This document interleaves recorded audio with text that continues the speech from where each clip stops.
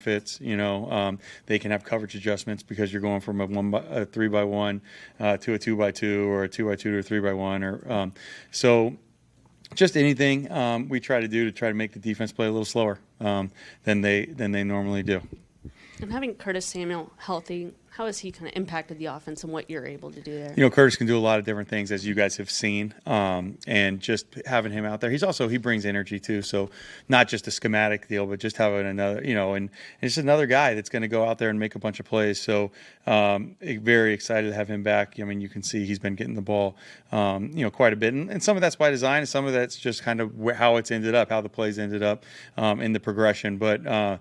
No, Curtis is a very good player, very smart player. I've said that to you before, and it's a big help to us to have him back. What do you make of Jahan specifically as a route runner?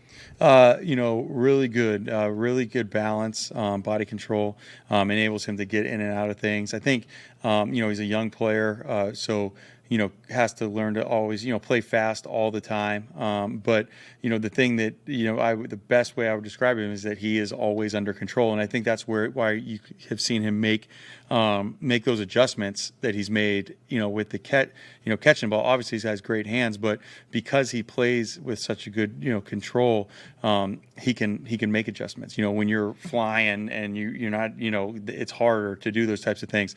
But no, he's got balance and quickness, and he's definitely a very good route runner, and he's only going to get better. He's only played 2 games.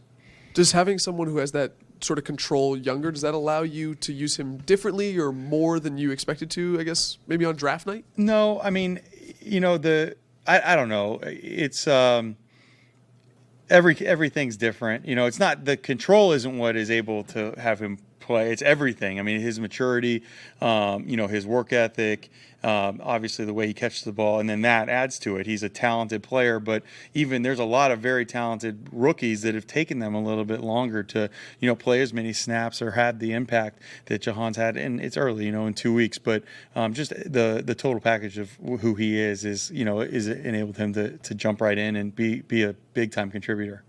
Going from Chase Roullier to Wes Schweitzer, what's that adjustment like for Carson, and what do you kind of made of the interior of the offensive line so far? The one thing, it's tough, for Chase. I heard Carson talking about it. Chase is such a good guy. He's worked so hard to come back from the injury from last year, so, that part of it's very hard. The one thing as far as just making that switch back to Wes is because Chase was kind of slow to come back. Carson's had a lot of work with Wes, and they've had a lot of communication. Wes has played center for us before, so it should be a smooth transition. I'm glad Wes is now healthy again, but that we've had some experience, so it's not like a brand new guy coming in, so that should help us in that transition. Wes hadn't really played center really before I got here. How have you just kind of seen him? He's really, just in his past, he's been a guard center, like a play guard, be a backup center. Out of necessity, he had to play for us as center last year. Played very well. He's really a strong physical guy. So being there in front of the quarterback is a strength. And Chase is the same way. But I think we've seen some smaller centers before where it's hard to hold that point of attack when you get a big nose. Where Wes is solid in there and can really hold the pocket.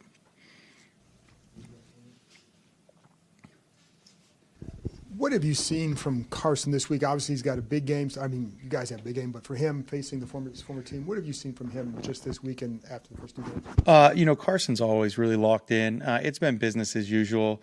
I heard where he said he's not trying to make it more than it is, and that's really how I see it. I mean, he's approaching this, as you would approach any other team. Obviously, we know that's not the case. I mean, everyone is a human being.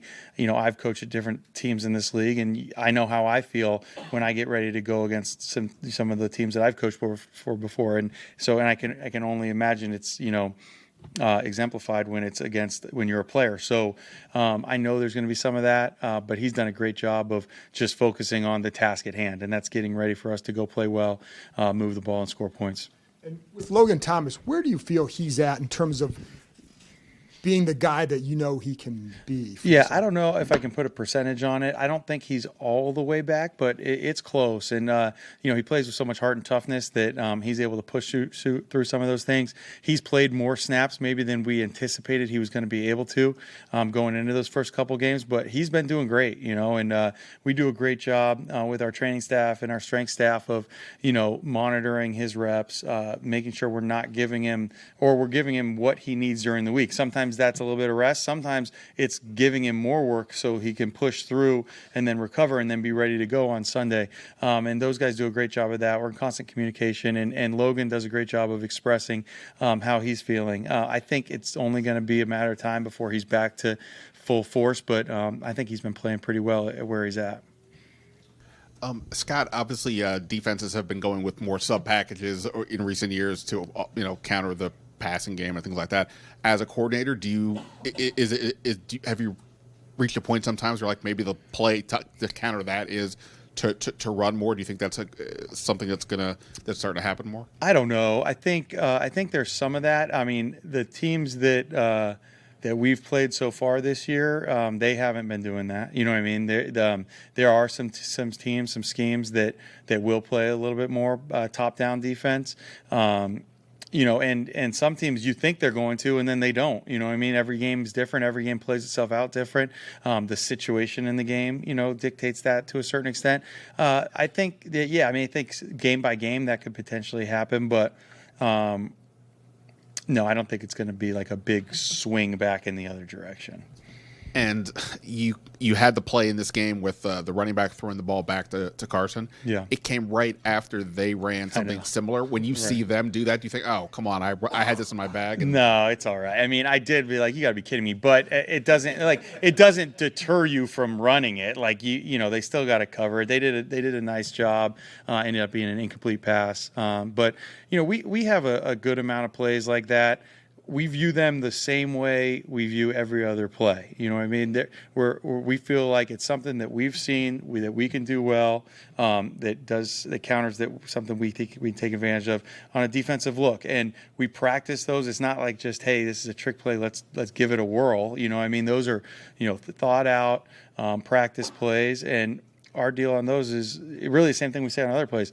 At the end of the day, just make sure we end up with the ball back in our hands. You know what I mean? And as we know, that doesn't always happen. That doesn't always happen on a normal drop back pass. So, whatever we can do to try to keep the defense off balance and help them, help us, use the whole field and make them defend the whole field. We're going to continue to do. Forgive me in advance for asking what probably is a dumb question, but no such thing.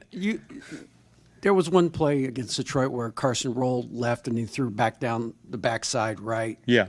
It looked a lot like a play that Gibbs ran here 40 years ago. And I'm wondering, do you ever go back that far for ideas? Would you ever go back that far for ideas, or was it just coincidence? No. That play, I know you're talking about the play back to Curtis. That play, that plays, you see it all over the league. You know what I mean? You've seen a lot of the guys from the Shanahan, McVay, those guys, they've done it. But it goes back, plays go and they show up and everybody thinks they invented something. And I'm young. It's not like I didn't see it, but I've been around the game long enough, and I've heard my dad talk about, these young guys think that they're inventing new plays, and I was doing this, or talking about Don Coryell was doing that back in '70 and whatever. So I've heard all that before. I don't remember, I can't remember seeing Coach Gibbs do that play, but I'm sure he did. I'm sure they did something like that. Football's been played for a long time. There's a lot of stuff that's coming out that might be new or wrinkles, but it's hard. It's hard to do something that's really brand new nowadays. Have you ever thought that you invented something only to be told that that's been around forever? No, maybe a little bit something like that, and they'll be like, oh yeah, and they're like, it's no big deal. Like, somebody did that in 1987 or something like that. Like, all right, my bad. So. Cool. Thanks, Coach. All right, you go. You got one? Yeah. Yeah, Coach, you talked about Schweitzer moving to center, but with Nick Martin being here, how long until you see him possibly, crack the lineup, or is he going to be a guy that just kind of, comes in as a sixth man, or possibly when someone gets injured? We'll see. I mean, we just got him here. Today was his second practice with us. He's got to get up to speed and learn the offense. Excited to get him. He's someone that has kind of been on our radar, for a little bit. And so just to get him in the building, and we'll see, where exactly he's going to fit as far as a contributor. I would think at least he'll be ready, if it's not this game, coming up soon as a backup, and then, we'll go from there. But we're excited about Wes being in there, and so not excited because Chase is out, but we feel great about Wes. We think that we'll be able to do everything that we need to do on offense with him playing center. Yeah, and you said he plays center guard. Which one do you guys prefer him to be at? I guess on the field, possibly. But which one? We obviously, the way we started the season, you'd love Chase to be in at center, and then Wes would be, at guard, and that's how we started. And then Wes got banged up, and Trey went in. But he can play both, and that's what's good about a lot of our guys. They can play a lot of different spots, and you need guys to be able to have some position flex like that. We talk about it all the time with our skill players, but the line, it's important as well. So, all right, guys, thank you.